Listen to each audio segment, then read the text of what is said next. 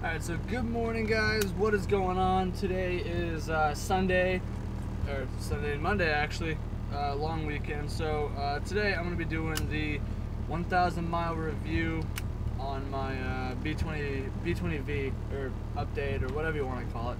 So I'm on my way to go skate right now, meet up with a friend of mine, so figured that while I was on the way over there, I'd tell you guys a little bit about this. Alright, well, first things first, like every morning, gotta go get my Dunkin', and yeah, so basically, I guess to start it off, it's still alive, obviously I'm driving it, it's very healthy, haven't had any oil leaks yet, thankfully, because I know that, I mean, the most prone things to leaking are the cam seals, the VTEC solenoid gasket, oil pan gasket, and valve cover gasket, so thankfully, no leaks yet. Haven't had any coolant leaks that I can see, haven't had any coolant disappearing that I can tell, so there's no mixtures of anything, and other than that, like, the only issue really, my car doesn't want to get to full operating temperature right away. I think it's because my radiator might be just too big right now, like it's doing too much work. Since I deleted all the other crap, like there's nothing in the way of the radiator now, so it's literally just getting a buttload of air. So in the mornings on my way to work, I'm lucky if it gets to, like as I'm driving highway speed, I'm lucky if it gets a quarter of the way up. And then during the middle of the day, it's fine because it's nice and hot out and whatnot. And everything is in there, thermostat, water pump, everything's brand new, so don't go jumping to conclusions like that. I'm pretty sure that my radiator might just be a little too big for the season. So I don't know, if the winter, if it doesn't get any better, I might just either make a little makeshift cutout to block half the radiator, or I might just pick up like a Skunk 2 half size and give that a shot for the winter. And yeah, for the summers out here in Arizona, you definitely need a full size. Yeah, I don't know, it gets 117, so you don't want to be using that crap, like that half size crap out here. Alright, so also, the longest trip that I've taken it on so far since I've had the B20v is about 400 miles, and that was about a week or so ago. I went up to Flagstaff, which is 2 hours away, and about 170-ish miles, and then took the long way back home, and the car did not hiccup whatsoever. The elevation changed because I'm going from like 2,000 above sea level to right around like 60 or 6,000, maybe 6,500. So I mean, other than that obvious humongous raise in elevation, the car ran great. It just didn't seem as powerful up there because, I don't know, it's street tuned, quote unquote, for the air down here. I know that makes a difference. So other than that, I mean, it ran great. Wasn't surging, wasn't acting funny, just didn't seem as like goofy as it is down here. And then the rest of the time, yeah, it runs great. I take it to work pretty much every day. I never have any issues. The VTEC still crosses over very nice. I'll do a couple pulls in this video so that way you guys can see her. I'll try my best to film a couple pulls. Mind you, I'm still trying to figure out this camera mounting situation in the car, so I have to hold it.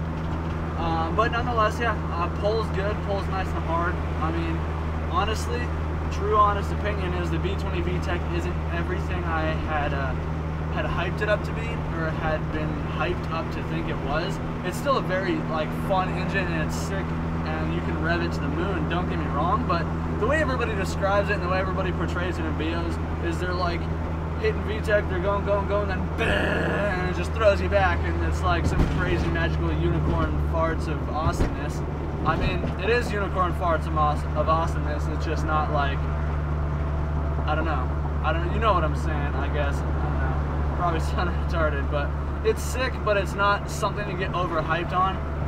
But I can definitely see why people enjoy it. I mean, I love the motor now. It's so much more peppy than it was before, and it definitely gives me like 2nd through 4th gear. They just blast through traffic. Like, it's no issue for the car now. But everybody made it seem like the car was going to be stupid powerful. So it's not stupid powerful. It's just powerful. But it still is much more reliable and sounds so much better than my other motor did. All right, we hit Dunkin'. Alright, so we got Dunkin', so back to what I was saying. Actually, I'm getting on the freeway right now, so I'll do a poll for you guys.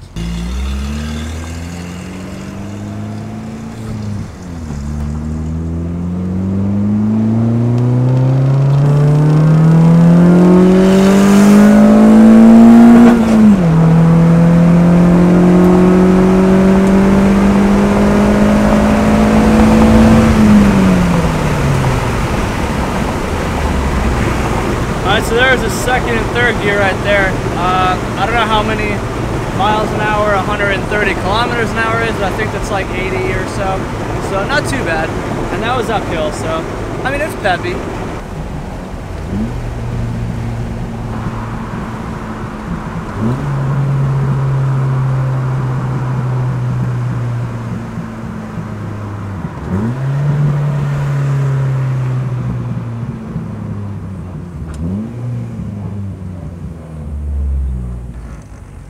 Alright, so just in case you don't know what I have done to the motor, if you didn't see those videos, go check them out. Saturdays are for the boys episodes, getting the motor put together and whatnot. So basically, it is a stock B20 block with roughly 40-ish, 50-ish thousand miles.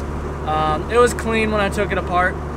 And then the head is a B16A first generation Civic Si head, I believe.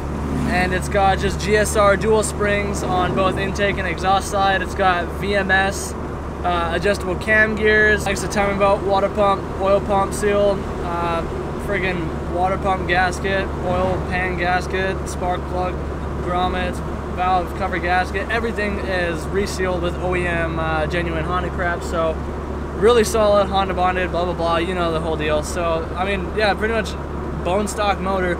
Street tuned on a P28 VTEC ECU.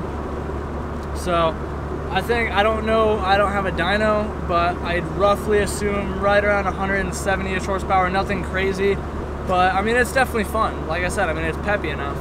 It's also got ignition cut, launch control, two-step, whatever you want to call it. And it has the rev limiter set at 7,300. Yes, I know I can rev it higher, but honestly I don't really want to because I'm not going to be making much power after that anyway, and I just want longevity out of the motor, so I kept the rev limiter fairly low.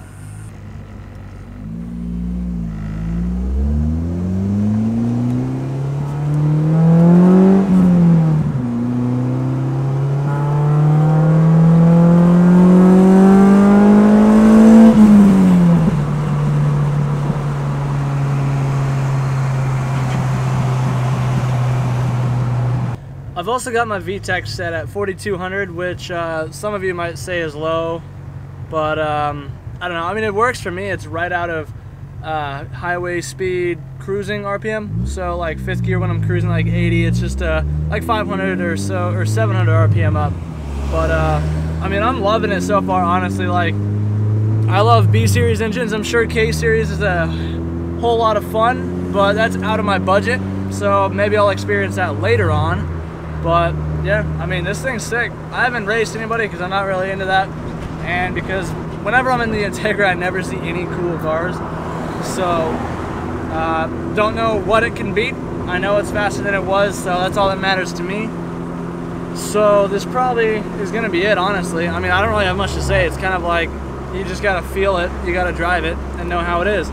So again, I want to give a huge thanks to AD for helping me out so much getting this motor done. It's holding up very well, and thank you guys for watching. If you haven't already, be sure to subscribe and give the video a thumbs up if you found it enjoyable. And for the next video, I'm going to be buying some more camera stuff, probably tomorrow hopefully, and if I get that piece of equipment, then my video quality for like the glamour shots and stuff is going to improve a lot. So that way I'll be able to start filming other people's cars without worrying about like if it's going to be good or not. So I don't know. We'll see. We'll see what happens. So anyways, guys, I'll see you for the next video. Peace out. Have an awesome day.